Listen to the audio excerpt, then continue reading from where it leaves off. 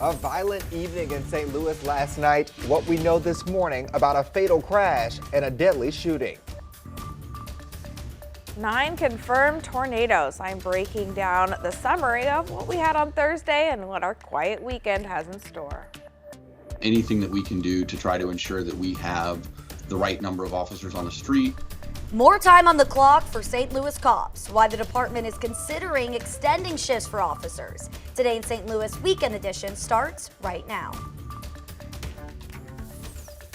This is Today in St. Louis, focused on you. All right, wake up, St. Louis. Right now we are getting a live look at the Gateway Arch in the downtown area. How beautiful is that? What a way to start your weekend morning. Looks like a watercolor painting, doesn't it? Absolutely, I love it. Good morning to you. It is Saturday, April 20th. I'm Travis Cummings. And I'm Mercedes McKay. Thanks so much for waking up with us on this Saturday. And we have a lot of news to get to. But first off, our marvelous meteorologist, Tracy Henson, is here with us today. And Tracy, y'all had a pretty busy week in the Weather Center. It was very busy. I got picked up from the airport by the storm tracker on Tuesday. So Amazing. Coming back from my You did. She vlogged that. But so that's we a know. dedicated team member right Working there. hard. Did I feel cool being picked up at the airport in the storm tracker? Yes. She's like, I'm a network girl. I was like, She's got network. I gotta track some storms here.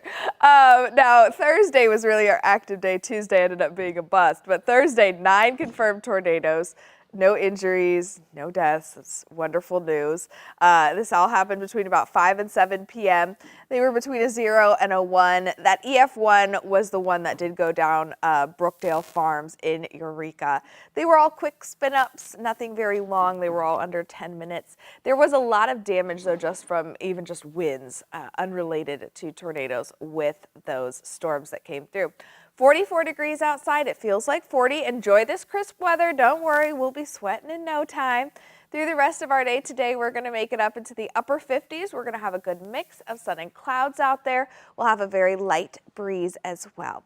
Now for us, overnight tonight, cloudy, 40 degrees. Our sunset is almost at 8 o'clock these days. Coming up, I'll outline what's in the week ahead and a couple events you might want to attend today.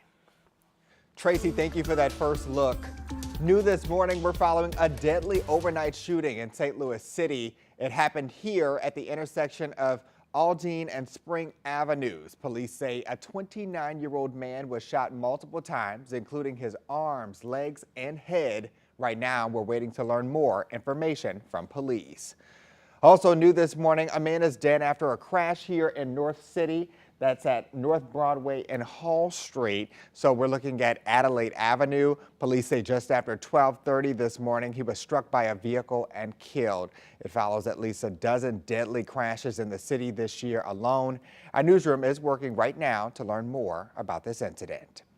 And this morning, Missouri Highway Patrol is investigating another deadly crash, which happened here in Jefferson County. It happened around 7 o'clock last night near the intersection of Highway H and Highway 21 in DeSoto. Troopers say one person died in that crash, and right now they're trying to figure out what caused it.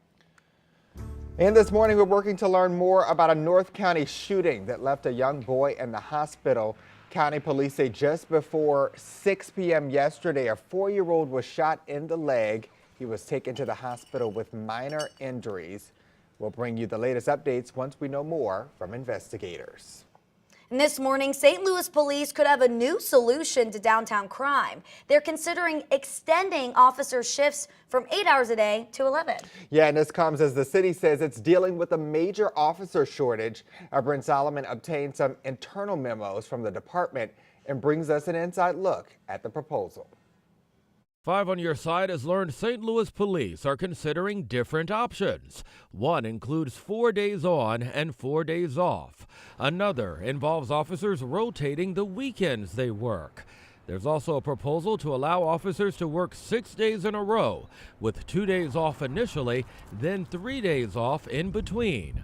All of them would mean 11-hour workdays. Anything that we can do to try to ensure that we have the right number of officers on the street that are able to respond to calls in a timely manner and provide the service that the citizens expect and deserve. We took the idea to SLU criminal justice instructor Kenya Brumfield Young. While it can enhance coverage, There's, less, commuting, there's extended presence within the community. She also points to the possibility of fatigue, especially with a department that's down more than 300 officers. Which could affect, an officer's decision-making, reaction times, or just their overall health. I think that they believe that raising the amount of hours is a good idea. I just think it'll be too much on the officers that are there. Former St. Louis cop Pierre Cochran worked with the department for 3 years before resigning to go into sales. He's in touch with his former colleagues. The few that I did speak to, none of them really liked the idea of the 11-hour shifts. The fatigue, like just thinking about how much harder they would have to work. 8-hour shifts were already, typically 10, 11 hours as is with that setup, with that structure. So going to 11 hours, what are we looking at? 15 hours, 16 hours? Brent Solomon, 5 on your side. St. Louis County Police, not to be confused with the city, have been working 12-hour shifts for more than a year now. But here in the city, the change would require approval from the Board of Aldermen, which could take a while to get.